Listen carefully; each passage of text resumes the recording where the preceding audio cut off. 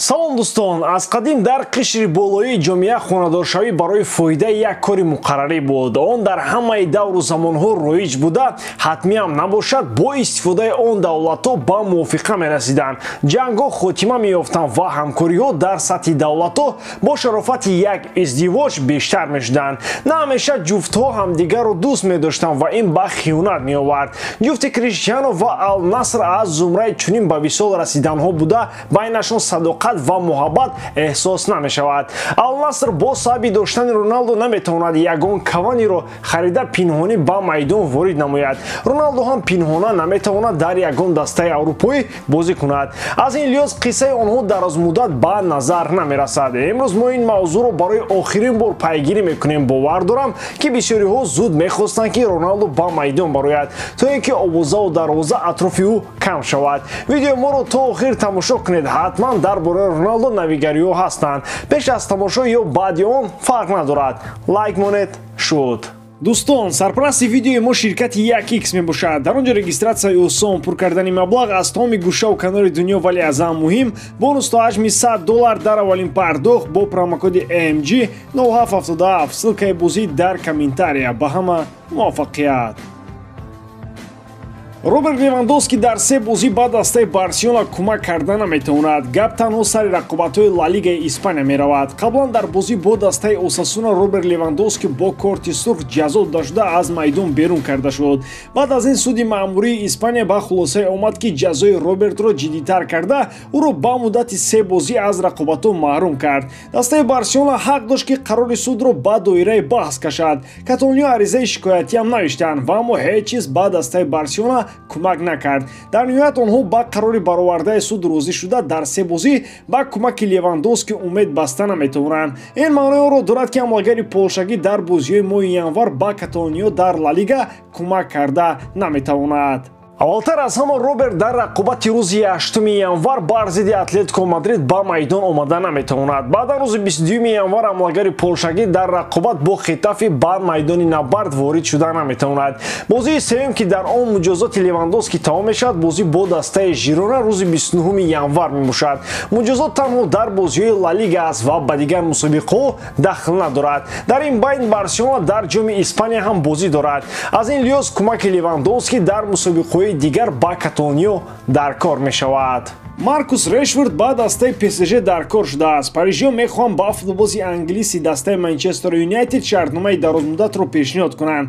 онҳо мехоҳанд мағзи Решфордро бо пули калон шустушӯ кунанд. бо маоши баланд ин бозингарро таъмин карда ПСЖ мехоҳад ӯро яке аз футболбозони асосии даста намоянд. дастаи Манчестер Юнайтед омода нест то аз Решфорд ҷудо шавад. Тенхак ба Решфорд имконияти зиёди бозӣ медиҳад ва худи Маркус интизориҳоро бароварда карда истодааст. дар мавсими ҷорӣ Решфорд яке аз марҳилаҳои беҳтарини корномаи худро паси сар карда истодааст. Манчестер Юнайтед танҳо дар сурати Решфордро мефурӯшад, ки агар дар ҷои ин бозингар ягон футболбози арзандаро пайдо кунад.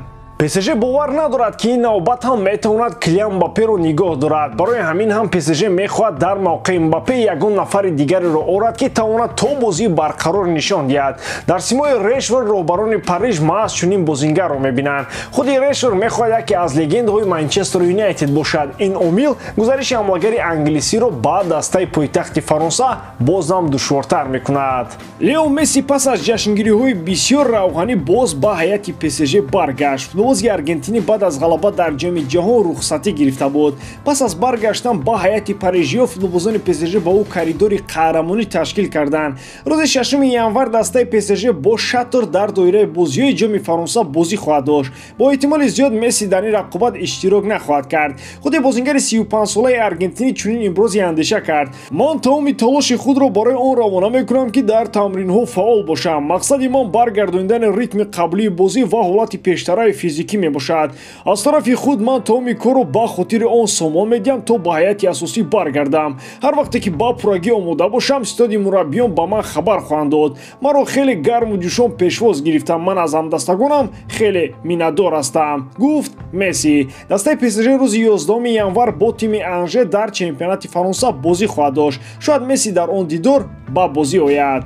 дар соли 2023 ин аввалин бозӣ барои футболбози аргентинӣ хоҳад буд. Соли гузашта барои Лео беҳтарин буд. Созмони умумиҷоҳонии таърихи футбол ва омор рӯйхати беҳтарин бозингаронро дар соли 2022 пешкаши ҳамагон кард. Аз тарафи ин созмон Лео Месси беҳтарин футболбози олам дар соли 2022 интихоб шуд. Килиан Мбаппе дар ҷойи дуввум қарор гирифт. Мақоми сеюмро Карим Бензема моли худ кард. Модрич ва Холланд дар зинаҳои навбатӣ қарор гирифтанд. Месси дар мавсими ҷорӣ барои ба даст овардани Лигаи Чемпионон мубориза хоҳад буд. Дар сурати натиҷаҳои олии дастаи ПСЖ Месси имконияти гирифтани туби тиллоии ҳаштумро дорад. Чунон менамояд, ки Криш то охири қарордодаш дар Ал-Наср нахоҳад истод. Аз рӯзи аввал мушкилиҳои Криштиано дар даста оғоз ёфтанд. Бозии якуми Ал-Наср пас аз овардани Роналдо лағв шуд. Коинотам ба гирья даромад. Бо сабаби барзиёд боридани борон рақобати дастаҳои Ал-Наср ва Алтаи ба вақти дигар гузаронида шуд. Обу ҳаво бар зидди Роналдо аст. Ҳамлагари 37-сола Беамин ҳам дар бозӣ имконияти иштирок карданро надошт.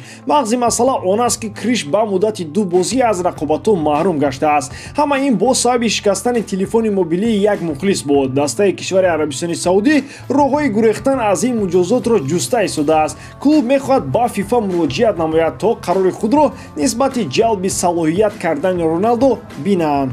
Криштиано метавонад ҳатто бе иҷозати ФИФА ба майдон ояд. Дар ин сурат гуфта мешавад, ки дастаи арабӣ ҷаримаи калони молӣ хоҳад спорт. Дастаи Ал-Наср омода аст то ин ҷаримаро спорад.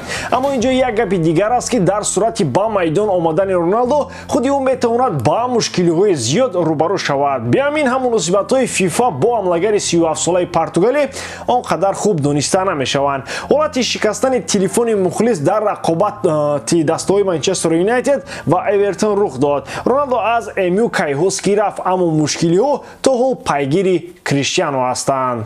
ба ҳамин тамом бори дорам, ки эҷодкории ман ба шумо писанд меояд. лайк, комментария ва дар канал обуна шуданро аз ёд набароред. бо шумо мисли ҳар вақта Муҳаммад Гайров.